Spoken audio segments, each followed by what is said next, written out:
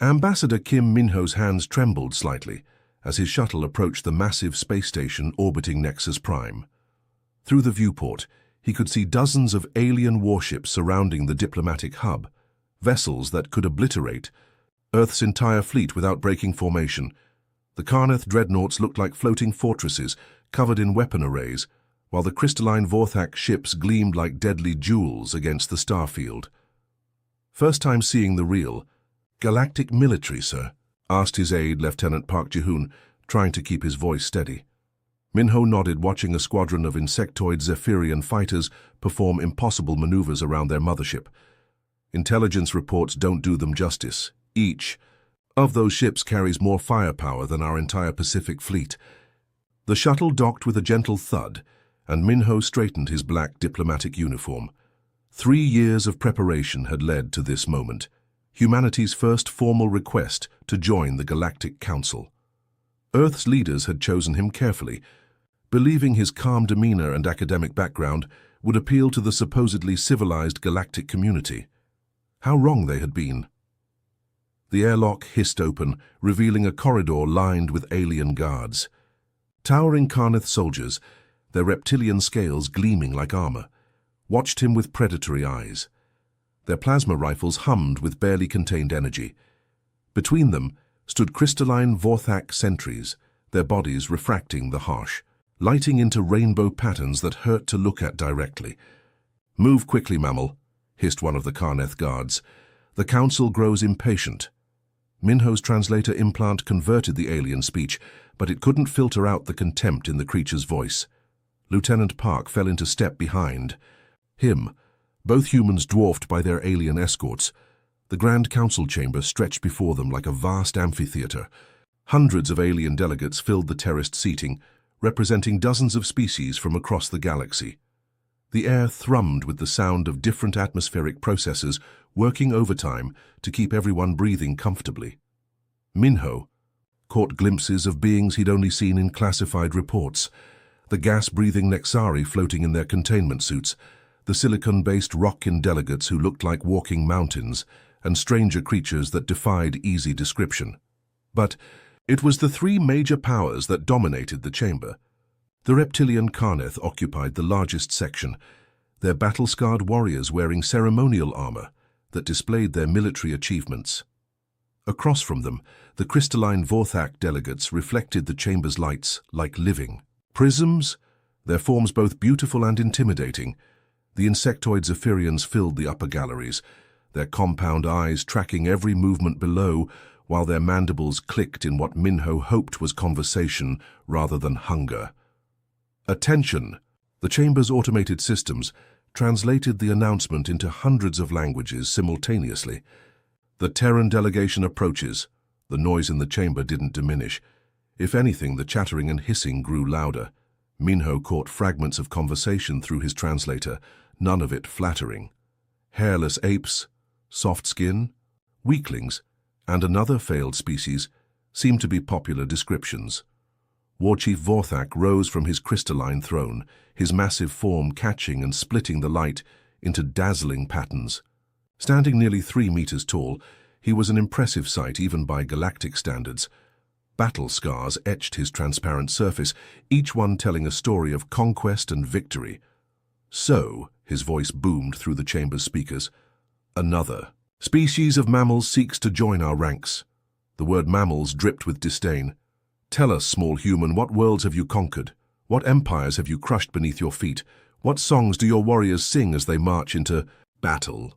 Min-ho stepped forward, his polished boots clicking against the chamber's metal floor. The sound seemed ridiculously small in the vast space. "Honorable delegates," he began, his voice carrying clearly through the translation systems, "the Republic of Earth comes before you not as conquerors, but as partners.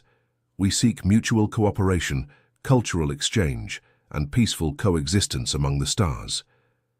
The reaction was immediate and devastating. Laughter erupted from every corner of the chamber, not the polite chuckling of diplomatic amusement, but raw, mocking laughter that cut through the air like a blade. The Carnath slapped their powerful tails against the floor in rhythmic mockery, creating a thunderous drumbeat that shook the chamber. The insectoid Zephyrian's mandibles clicked so rapidly it sounded like machine gun fire, while their compound eyes seemed to glitter with cruel amusement. Cooperation? War Chief Vorthak's laughter was like breaking glass. Cultural exchange? He gestured broadly to the assembled delegates. Every species in this chamber earned their place through strength, through conquest, through the sacred art of warfare. The Karneth have subjugated 17 star systems. The Zephyrians have harvested the resources of 3 different galaxies. Even the smallest members of our council have battle fleets that span sectors. The laughter continued, waves of it washing over Minho like a physical force. He felt Lieutenant Park shift nervously behind him, but held his ground. "We prefer diplomacy to warfare," Minho said firmly, raising his voice over the mockery. "Earth believes that civilization advances through cooperation, not conquest." If anything, this made the laughter worse. A massive Karneth general stood up, his scarred hide gleaming under the lights. "Diplomacy," he roared. "The cry of every weak species before they're consumed by their betters. Where are your battle scars, human? Where are your conquered territories? What songs do your warriors sing as they prepare for glorious combat?" "We have scientists, artists, philosophers," Minho began. "Weaklings." The shout came from multiple species at once, creating a cacophony that made Minho's translator implant whine with feedback. "Cowards hiding behind words." The council speaker, a towering Vorthak named Crystallis, struck his ceremonial staff against the floor. The crystal-on-metal impact rang like a bell, slowly bringing order to the chaos. His ancient form rose higher than even War Chief Vorthak, and when he spoke, his voice carried the weight of millennia. "The Galactic Council has reached its decision," Crystallis announced, his words echoing off the chamber's walls. "Humanity lacks the fundamental qualities required for full membership. You show no evidence of warrior culture, no proof of military might, no understanding of what it means to be strong in this galaxy." Minho felt his heart sink, but Crystallis wasn't finished. "Therefore, the Terran species shall be classified as a minor protectorate, a category reserved for primitive civilizations that may, given sufficient time and proper guidance, eventually develop the strength necessary for true membership. Perhaps, in a few millennia, when you have learned what it means to be warriors, we will reconsider your application." The chamber erupted in fresh laughter and approval. Alien delegates congratulated each other on putting the presumptuous humans in their place. Minho stood in the center of it all, feeling the weight of his species' first and perhaps only chance at galactic acceptance crumbling around him. As the session officially ended and the delegates began filing out, Minho remained standing at the podium. The sound of their continued mockery followed them through the corridors, leaving him alone with the crushing realization that Earth's peaceful approach had been not just rejected, but ridiculed. Lieutenant Park approached quietly. "Sir, the shuttle is ready for departure." Minho nodded slowly, straightening his uniform one final time. As they walked toward the exit, he couldn't shake the feeling that this humiliation was just the beginning of humanity's troubles in the wider galaxy. Dr. Park Ji-won rubbed her tired eyes as the artificial lights of Nexus Prime's Grand Archive flickered overhead. While Ambassador Kim was being humiliated in the council chambers 3 levels above, she had spent the last 18 hours buried deep in the station's massive digital library.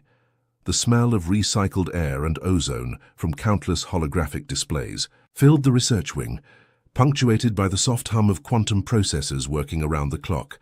"Another cup of that horrible alien coffee?"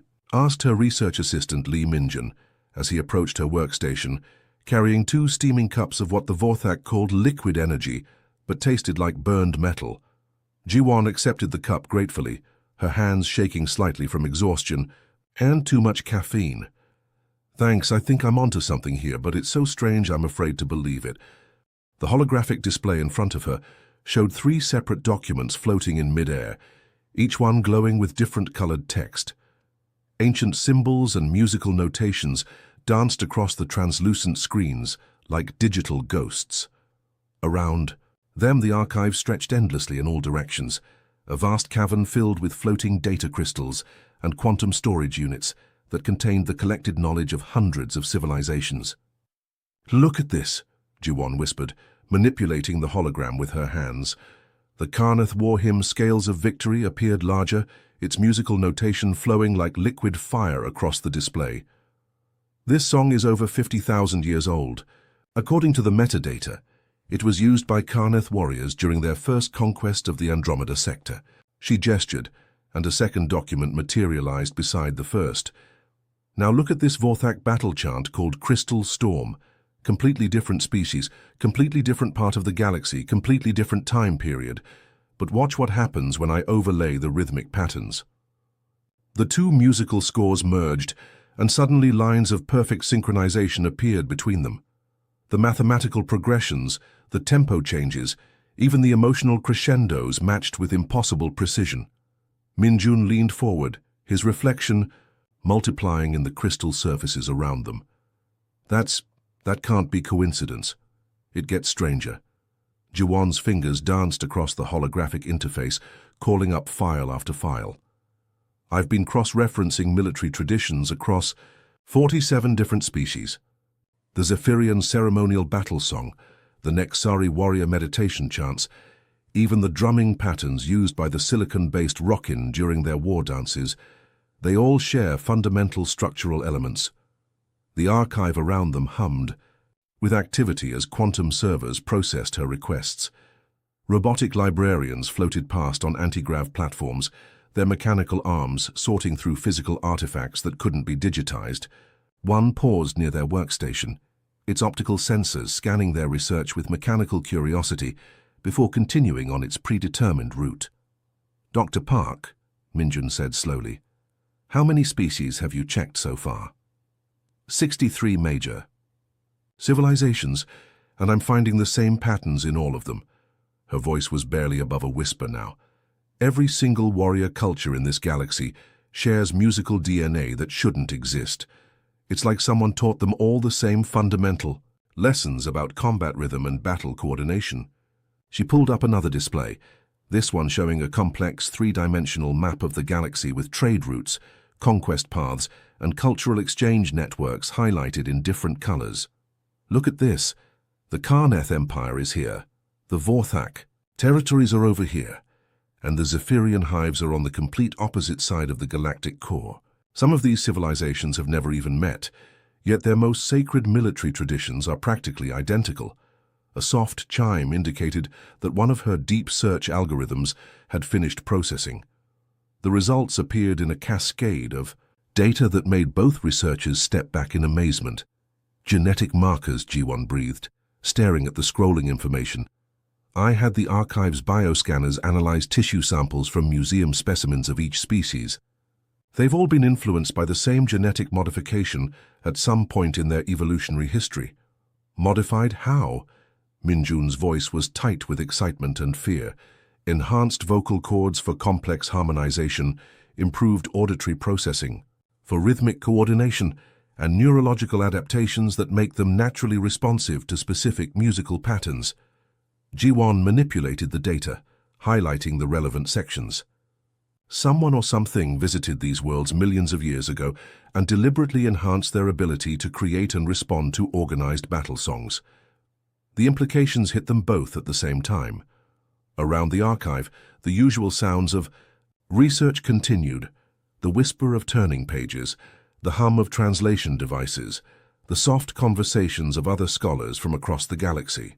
But for Jiwon and Minjun, the universe had suddenly become a much stranger place. "Dr. Park," Minjun said carefully, "if someone was traveling around the galaxy teaching military organization through music, where did they come from? And more importantly," he paused, looking at the overwhelming evidence surrounding them, "where did they go?" Jiwon was already pulling up new search parameters, her fingers flying across the holographic controls. "That's what we need to find out. But first, I want to run one more test." She accessed the archive's historical database, searching for any references to the original source of these military traditions. The search results were frustratingly vague. References to the first teachers, the songbringers, and those who came before appeared in the mythology of dozens of species, but always as half-remembered legends rather than historical fact. "They've been systematically erased from history," Jiwon realized, Every civilization remembers being taught these songs, but none of them remember who did the teaching. A new alert chimed on her display. The archive's pattern recognition system had found something unexpected, a partially corrupted file buried deep in the restricted military archives of the Vorthak Crystal Empire. The access codes were heavily encrypted, but Ji-won's diplomatic credentials gave her the necessary clearance. "What is it?" Min-jun asked, watching as ancient symbols cascaded across the screen. "It's a fragment of something called the Chronicle of First Songs," Ji-won whispered, her translator implant working overtime to decode the archaic Vorthak script. "It mentions a species that traveled from star to star, teaching other races the arts of organized warfare through ritualized combat music. They called themselves—" She paused, checking the translation twice. "The translation is unclear, but it's something like the Harmony Makers or the Song Weavers." The file contained more than just text. Audio fragments began playing through the archive's speakers, haunting melodies that seemed familiar yet alien, rhythms that made both humans unconsciously tap their feet, harmonies that stirred something deep in their genetic memory. "Ji-won," Min-jun said softly, "those songs, they sound almost human." She felt a chill run down her spine as she listened to the ancient recordings, the mathematical patterns, the emotional progressions, even the way the harmonies built and resolved. It all felt like something she'd heard before, something that existed at the edge of human memory. "Run a comparative analysis," she commanded the archive systems. "Cross-reference these audio patterns with all available human musical traditions." The quantum processors worked for several minutes, analyzing thousands of songs from Earth's history. When the results appeared, both researchers stared in stunned silence. "Probability of correlation: 87%, the system announced in its neutral voice. "Structural similarities detected in human military cadences, work songs, and ceremonial chants spanning multiple cultures and time periods." Ji-won sank into her chair, the full weight of the discovery hitting her. "Min-jun," she whispered, "I don't think we're looking for aliens who taught other species how to fight." "What do you mean?"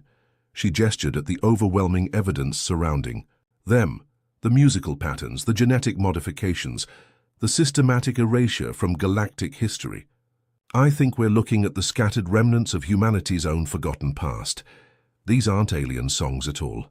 They're human songs, spread across the galaxy by our own ancestors millions of years ago." The archive fell silent around them. As the implications sank in, every alien species that had laughed at humanity's peaceful nature, every warrior culture that had mocked their lack of military tradition, they were all singing songs that humans had taught them in the distant past.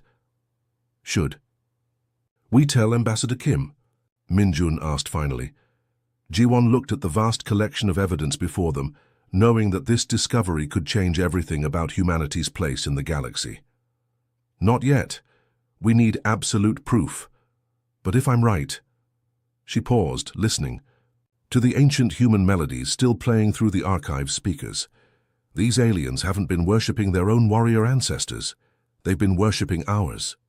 The elevator descended for what felt like forever, carrying Dr. Park Ji-won and her assistant Lee Min-jun deeper into the bowels of Nexus Prime than any human had ever gone. The walls gradually changed from polished metal to rough-hewn stone, then to something that looked almost organic, as if they were descending into the belly of some massive creature rather than a space station. "Level -47, the elevator's mechanical voice announced. "Restricted archive vaults. Warning, environmental suits recommended beyond this point." Ji-won checked her portable atmosphere generator one more time.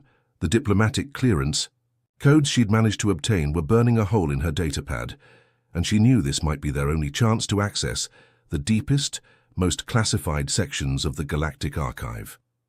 The elevator doors opened with a hiss, revealing a corridor that stretched into absolute darkness. Emergency lighting strips along the floor provided just enough illumination to see a few meters ahead. The air tasted stale and metallic, filtered through systems that hadn't been updated in centuries. "Are you sure about this, Dr. Park?" Min-jun whispered, his voice echoing strangely in the empty corridor. The archive director said these vaults haven't been accessed in over 3,000 years. That's exactly why we need to be here, Ji-won replied, activating her handheld scanner. The device's blue glow cast eerie shadows on the walls as they walked deeper into the forgotten depths of the station. If there are answers about the first singers, they'll be in the oldest, most restricted files. Ancient storage crystals lined the walls like glowing eyes, each one containing terabytes of information that predated most current galactic civilizations. Some flickered with failing power, their data slowly degrading after millions of years. Others pulsed with steady light, their quantum matrices still stable and accessible. Robotic sentinel drones floated past them occasionally, their optical sensors scanning the two humans with mechanical curiosity. These weren't the helpful library assistants from the upper levels. These machines were older, more primitive, designed for security rather than service. Their armor plating was scratched and dented from eons of faithful duty in the darkness. Here, Ji-won breathed, stopping in front of a massive storage matrix that towered above them like a crystalline tree. The access panel was covered in symbols she'd seen in her research, not the standard galactic script, but something far older and more complex.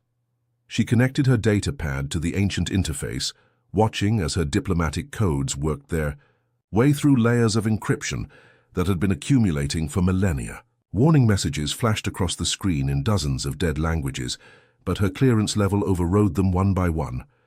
Access granted, the system finally announced, its voice distorted by age and neglect. Warning, this archive contains Class 7 restricted material. Unauthorized access is punishable by immediate termination. The holographic display that materialized was unlike anything they'd seen in the upper archives. Instead of neat, organized files, this was raw data. Unfiltered historical records, genetic samples, star charts, and multimedia files that hadn't been cleaned up or edited for public consumption. "Look at this," Ji-won whispered, manipulating the display with trembling hands. A three-dimensional star map appeared, showing the galaxy as it existed millions of years ago. Trade routes, territorial boundaries, and civilization markers glowed in different colors, but one pattern dominated everything else. Bright golden lines traced paths between star systems, connecting worlds that had never been linked by any known species. The lines formed an intricate web that covered nearly half the galaxy, with each connection point marked by the same mysterious symbol. "The first singers," Minjun read from the ancient text floating beside the map. "Origin, unknown. Duration of activity, approximately 2 million standard years. Purpose, enhancement and education of developing warrior cultures through musical combat training." Ji-won zoomed in on one of the golden pathways, watching as detailed records appeared. They visited Karnath Prime 4.7 million years ago, Vorthak's crystal homeworld 3.2 million years ago, the Zephyrian hive world. My God, they were everywhere. The records showed the same pattern on every world. The mysterious first singers would arrive, establish contact with the dominant species, and spend decades or even centuries teaching them organized warfare through ritualized combat music. Then they would move on, leaving behind genetically enhanced populations with improved vocal abilities and natural responses to rhythmic coordination. But who were they? Minjun asked, scrolling through file after file of encounter reports. A record describes them as visiting teachers or harmony masters, but there are no physical descriptions, no genetic samples, no— Wait, Ji-won interrupted, her scanner detecting something deeper in the storage matrix. There's another level of files here, something that requires even higher clearance. She input her diplomatic codes again, but this time the system hesitated. Ancient security protocols kicked in, scanning their biometric data with sensors that had been dormant for eons. Red warning lights began flashing throughout the corridor as the archive's deepest defenses activated. "Genetic scan initiated," the system announced, comparing biological markers to archived first singer samples. Both humans held their breath as invisible scanners analyzed their DNA, comparing it to genetic fragments stored in the archive's most protected vaults. The process seemed to take forever, with status indicators crawling across the display at an agonizingly slow pace. "Scan complete," the system finally announced. Genetic compatibility confirmed. Access granted to level. Omega files. New holograms burst into existence around them, showing data that made everything they'd discovered so far seem like children's toys. These weren't just historical records, they were personal logs, private communications, and detailed biological studies that revealed the truth about the first singer's origins. "Look at these genetic samples," G1 gasped, manipulating the molecular models floating before them. They collected DNA from every species they visited, but these base sequences, Minjun, these aren't alien at all. The protein structures, the genetic markers, even the evolutionary adaptations were all variations on a theme they recognized. As the archive's quantum processors ran comparison algorithms, the truth became undeniable. Probability of genetic relation to Homo sapiens, 97.3%, the system announced in its emotionless voice. Both researchers stared at the results in stunned silence. The golden pathways on the star map suddenly took on new meaning, not the travels of alien teachers, but the scattered journeys of humanity's own forgotten ancestors. "The first singers weren't aliens," G1 whispered, her voice barely audible in the vast chamber. "They were human, ancient humans, who spread across the galaxy millions of years ago, teaching other species the arts of organized warfare through music." Minjun was scrolling through personal logs now, reading accounts written in languages that were clearly precursors to modern human speech. Listen to this entry. "The Karnath youth learn quickly. Their natural aggression, when channeled, through our battle songs creates fearsome warriors. We have given them the gift of coordination, of fighting as one voice. They will remember these lessons long after we are gone." More files opened automatically as the archive recognized their genetic signatures. Ship logs showing human vessels traveling between star systems, medical records detailing the genetic enhancements they performed on other species, cultural reports describing how they adapted their teaching methods for different alien psychologies. They were explorers, Jiwon realized, watching video logs of ancient humans working alongside primitive Vorthak and Karnath. Our ancestors, spread across the galaxy, not as conquerors but as teachers. They found intelligent species and helped them develop into the warrior cultures we know today. The final piece of the puzzle appeared as a massive holographic display, a detailed map showing the first singer's ultimate fate. The golden pathways gradually faded and disappeared, converging on a single point at the galaxy's edge. "They went home," Minjun said softly. "After millions of years of teaching, they returned to their origin point. But the coordinates—" He paused, checking the stellar navigation data. "This is Sol system. This is Earth." Jiwon felt the universe shift around her as the full implications hit home. Every alien species that had mocked humanity's peaceful nature, every warrior culture that had laughed at their lack of military tradition, they were all using songs and techniques that humans had taught them in the distant past. "We didn't forget how to be warriors," she whispered, staring at the evidence surrounding them.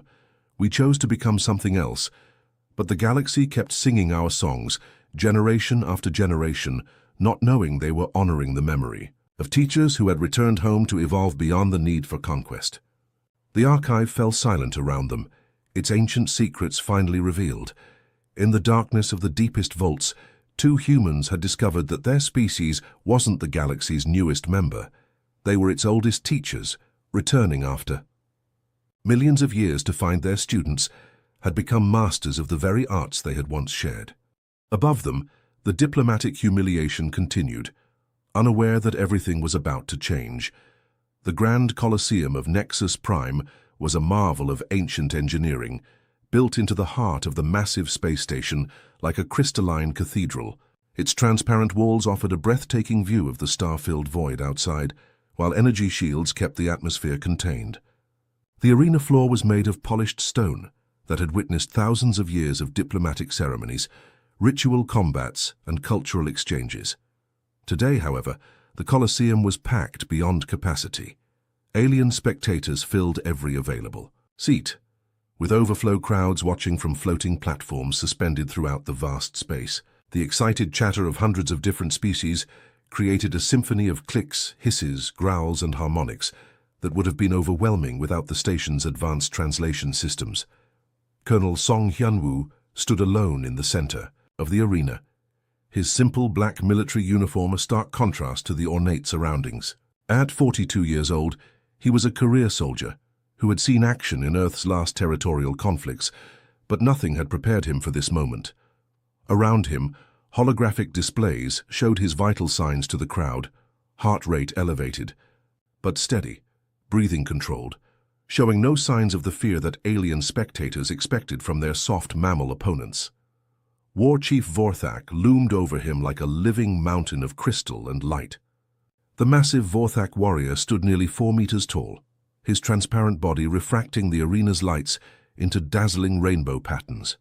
Battle scars etched his crystalline surface, each one a story of conquest, each crack a testament to survived combat. His voice, when it boomed through the Colosseum's speakers, sounded like breaking glass mixed with distant thunder. "Citizens of the galaxy!" Vorthak's words echoed off the arena walls, amplified by both technology and natural acoustics. "We gather today to witness the pathetic display of a species that dares call itself civilized without proving its worth. In combat," the crowd roared its approval, a sound that shook the very foundations of the station. Carnith delegates slapped their powerful tails against the metal floors in rhythmic approval, while Zephyrian spectators clicked their mandibles in perfect unison. Even the normally stoic, silicon-based Rockin delegates showed their excitement by shifting their massive forms, creating small avalanches of pebbles that cascaded down the arena walls. In the diplomatic viewing box, Ambassador Kim Min-ho gripped the railing with white knuckles. The formal challenge had been issued just 6 hours ago, following humanity's humiliating rejection by the Galactic Council.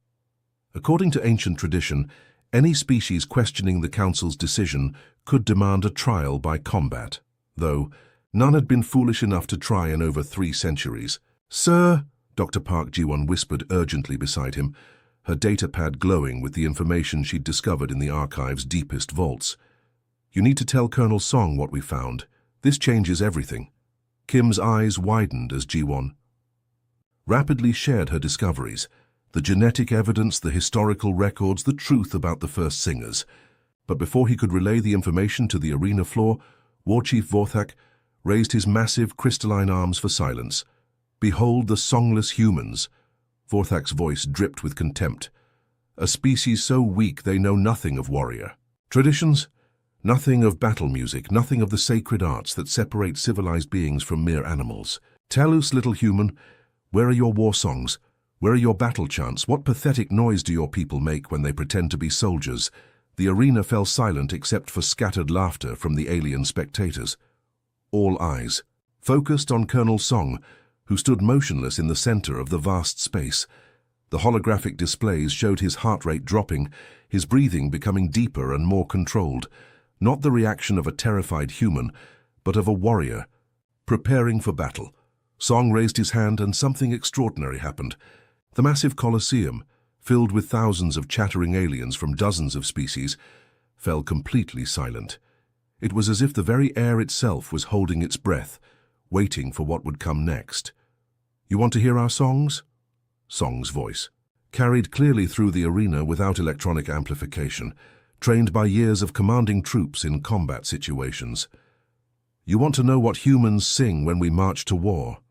He took a deep breath and began with the simple cadence his grandfather had taught him during childhood visits, a rhythm passed down through generations of Korean soldiers, refined in the crucible of countless conflicts. Left, left, left, right, left. His voice was deep and strong, echoing off the arena's crystalline walls. "Sound off!" The response came not from the crowd, but from something deeper, a genetic memory that stirred in every alien present. The Carneth delegates found themselves swaying slightly to the rhythm. The Vorthak began to resonate at frequencies that matched Song's voice, their crystalline bodies creating harmonics that hadn't been heard in millions of years. "1, 2, Song continued, his voice growing stronger with each word. But then something changed. The simple military cadence began to evolve, incorporating elements that seemed to come from somewhere beyond conscious memory. In the diplomatic box, Ambassador Kim felt something primal awakening within him. The rhythm was familiar, yet alien. Ancient, yet immediate. Without conscious thought, he found himself standing and adding his voice to songs, his diplomatic training forgotten in the face of something far more fundamental. We are the ones who remember. Song's voice had transformed from a simple military chant into something that seemed to shake the very foundations of reality. We are the ones who taught the stars to sing. Dr. Park Ji-won gasped as she recognized the patterns from her research, not just in Song's voice but in the way the alien spectators were beginning to respond. Lee Min-jun joined his voice to the growing chorus, followed by every human in the Colosseum.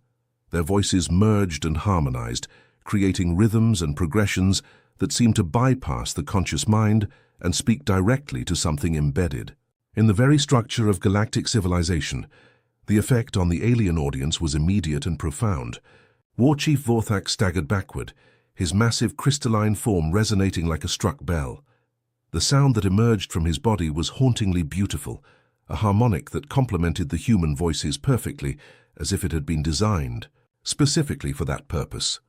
Throughout the arena, similar transformations were occurring.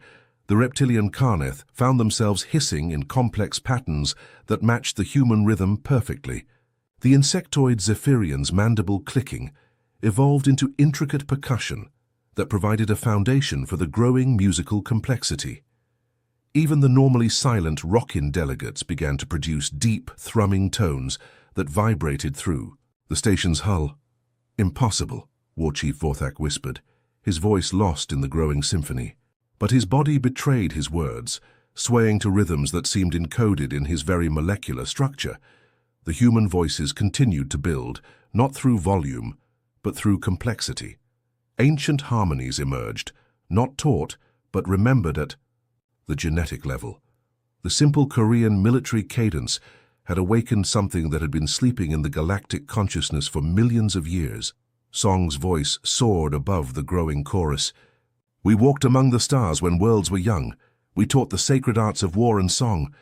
We gave you harmony, we gave you strength, we gave you everything you are. The arena erupted in sound, not the chaotic noise of before, but a perfectly coordinated symphony involving every species present.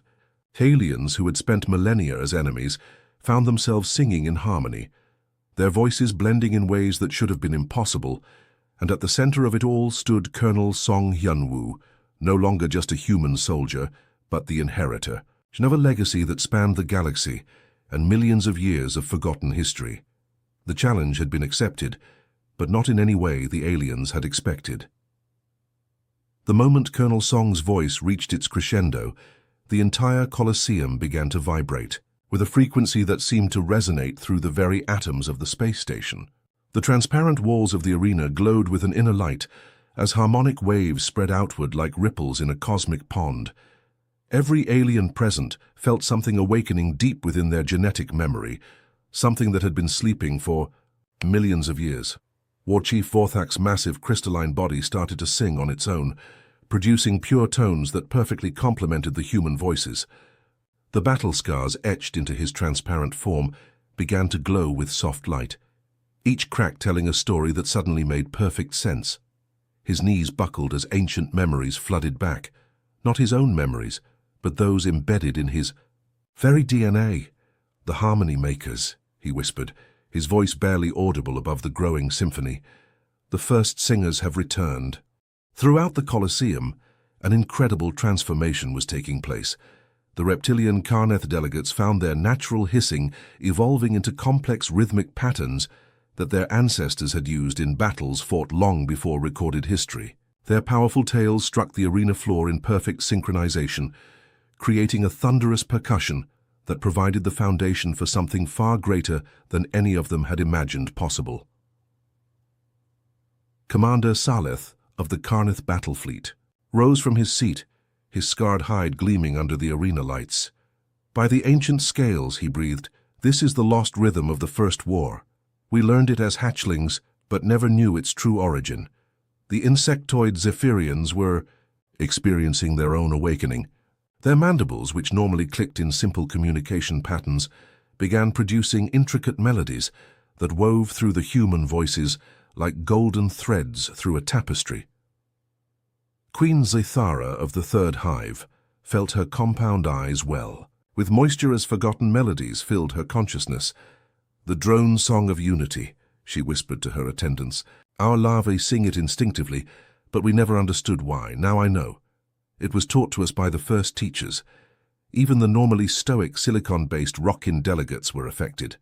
Their massive forms began to produce deep, thrumming tones that vibrated through the station's hull. These sounds were felt rather than heard, creating a foundation of rhythm that seemed to connect every living being in the Colosseum to the planet-sized hearts of their ancestral worlds. In the diplomatic viewing box, Ambassador Kim Min-ho felt tears streaming down his face as he added his voice to the growing chorus. Dr. Park Ji-won stood beside him, her scientific mind struggling to process what her heart already knew to be true. The genetic evidence from the archives had been just the beginning. This was proof that transcended any laboratory analysis. Elder Tharion, the oldest member of the Vorthak Council, struggled to his feet with movements that betrayed his incredible age. His crystalline form was cloudier than the others, marked by countless eons of accumulated wisdom and memory. When he spoke, his voice carried the weight of geological time. "The song of first dawn," he said, his words echoing through the suddenly hushed arena. "I have lived for 12,000 years, and I remember the fragments my elders taught me. But these humans, they know the complete verses. They sing the words that were lost when the great teachers departed." Colonel Song's voice transformed as he continued the ancient chant, switching seamlessly between Korean military cadences and something far older, words in a language that had evolved into dozens of alien tongues over millions of years. The B. Translation systems throughout the Colosseum struggled to keep up, but the meaning was clear to every being present. "We walked among young worlds when stars were being born." Song's voice carried to every corner of the vast space. "We shared the gift of organized battle, the sacred art of fighting as one. We gave you rhythm. We gave you strength. We gave you the songs that would carry you through the dark times when we were gone." The revelation hit the assembled delegates like a physical force. These weren't primitive mammals begging for acceptance. They were the return of legends made flesh, the fulfillment of prophecies that every galactic civilization had whispered for millennia. War Chief Vorthak, the mightiest warrior in the known galaxy, dropped to one knee before the human colonel. His massive crystalline form was trembling like a struck bell, producing harmonics that had never been heard since the age of the first singers. "Forgive us," he whispered, his proud voice broken with emotion. "We did not recognize our own teachers. We mocked the very beings who gave us everything we are." Throughout the arena, similar scenes were playing out. Alien warriors who had spent lifetimes proving their strength in battle were kneeling before the humans, not in defeat, but in recognition of a truth that had been hidden in their genetic memory for millions of years. Ambassador Kim stepped forward from the diplomatic box, his voice carrying clearly through the Colosseum's advanced acoustics. The simple Korean diplomat had been transformed by the moment, standing with the bearing of someone who had just discovered his true heritage. "We did not come as conquerors," he said, his words translated into hundreds of languages simultaneously. "We came home to find our children grown strong and proud. The galaxy has flourished in our absence, and we are honored to see what you have become." The council speaker, Crystalis, rose slowly from his ceremonial throne. His ancient staff trembled in his grasp as he struggled to find words for a moment that no galactic protocol had ever prepared him for. "Humanity will not merely be accepted into the Galactic Council," he announced, his voice cracking with emotion. "You will take your rightful place as the first among us. The teachers return to guide us once more. Will you—" He paused, the weight of millions of years of forgotten history heavy in his words. "Will you help us remember the songs we have lost?" Colonel Song's expression softened as he looked around the Colosseum at the thousands of alien faces watching him with a mixture of awe, reverence, and desperate hope. He began another chant, this one gentler, a melody that spoke of unity, cooperation, and the unbreakable bonds between teacher and student that could span the cosmos and survive the passage of eons. The aliens listened with the reverence usually reserved for the most sacred ceremonies. Their voices joined the human song tentatively at first, then with growing confidence, as ancient memories guided their vocal cords. The Colosseum filled with a harmony that hadn't been heard since the first singers had departed the galaxy millions of years ago. Above them, through the transparent walls of the arena, the stars themselves seemed to pulse in rhythm with the music. The cosmic dance that had begun when humanity first ventured into space was finally complete.